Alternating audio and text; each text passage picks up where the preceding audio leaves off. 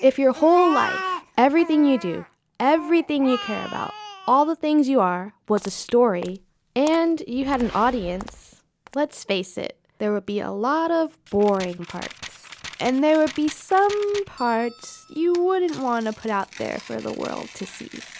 But somewhere in there, you'd find some golden nuggets, interesting bits of you that others could learn from or relate to. Make a list. Make a map of your world. What's important to you? What have you experienced that you have a unique perspective on? What parts of your identity do you want others to understand? What problems do you see in your community? When I looked at my life, I realized that the most important thing to me at the time was the fact that my dad was being sent to Afghanistan to fight in the war. I remember when he went to Iraq just after 9/11. We never talked about it, so it was hard to bring up. How do you feel about being deployed again? I feel alright. Alright? Like, don't you not want to go? You want me to go? No. I just wish he would say that he wanted to stay home with us. It's alright. I sign up, I gotta go. In a personal story, the more honest you are, the more real your story becomes to others, and the more people can relate it to their own lives. But make sure that the story you're telling is significant enough that others will actually care. You might want to tell a story about the community you live in, like Amanda did. So I'm walking around my neighborhood. You hit the streets of any black neighborhood in Brooklyn, and I put money on the fact that there would be a Crown Fried Chicken, Kennedy Fried Chicken, or a Chinese store on just about every other block.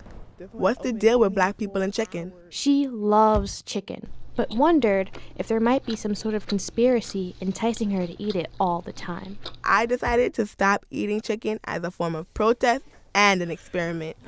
Oh God, I think I'm gonna lose my mind. Chicken is everywhere. That didn't go so well. Can't stop thinking about chicken. Amanda interviewed her friends, teachers, a chicken farmer, and the author of a book on the history of African Americans and chicken.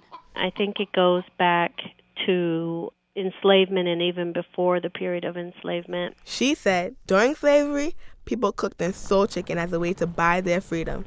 So it became the food they ate by choice rather than by force.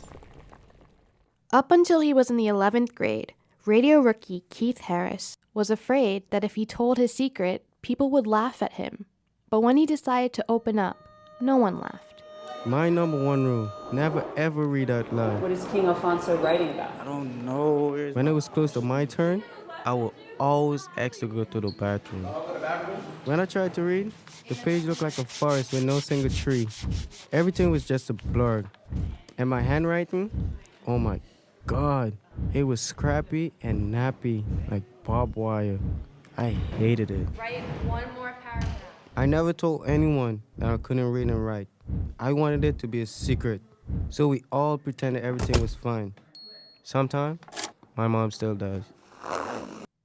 A compelling personal story doesn't have to be a heavy topic or a life-changing event. It can just be something interesting you've noticed about the world. But it's important to recognize when there's not really a story there and move on. Killing stories is just part of the process of finding great stories. If one topic doesn't work, try another and another. But don't give up.